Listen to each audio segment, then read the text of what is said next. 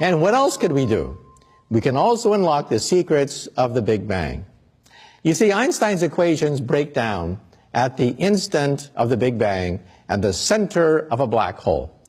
The two most interesting places in the universe are beyond our reach using Einstein's equations. We need a higher theory, and that's where string theory comes in. String theory takes you before the Big Bang, before Genesis itself. And what does string theory say? It says that there is a multiverse of universes. Where did the Big Bang come from?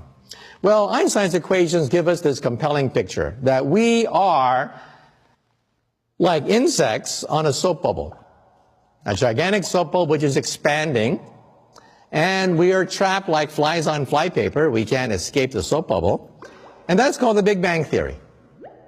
String theory says there should be other bubbles out there in a multiverse of bubbles. When two universes collide, it can form another universe. When a universe splits in half, it can create two universes, and that, we think, is the Big Bang. The Big Bang is caused either by the collision of universes or by the fissioning of universes. If there are other dimensions, if there are other universes, can we go between universes? Well, that, of course, is very hard. However, Alice in Wonderland gives us a possibility that maybe one day we might create a wormhole between universes.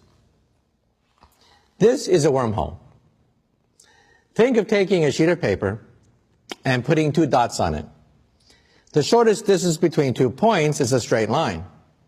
But if I can fold that sheet of paper, then perhaps I can create a shortcut through space and time, called a wormhole. This is a genuine solution of Einstein's equations. We can actually see this in string theory. The question is, how practical is it to go through one of these things? We don't know. In fact, there's a debate among physicists today. Stephen Hawking, many physicists are jumping into the game of trying to figure out whether it's physically possible to go all the way through a wormhole. Because if you could, then you might be able to use this as a time machine.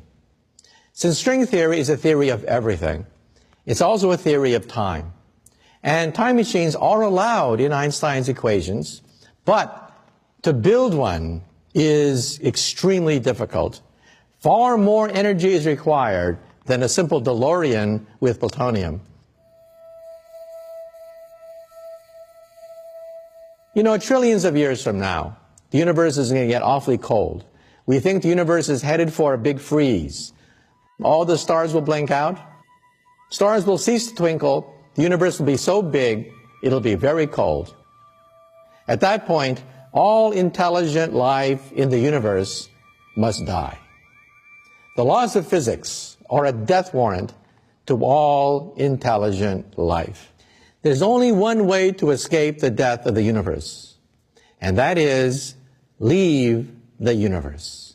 We are now, of course, entering the realm of science fiction, but at least we now have equations, the equations of string theory, which will allow us to calculate if it is possible to go through a wormhole, to go to another universe where it's warmer, and perhaps we can start all over again.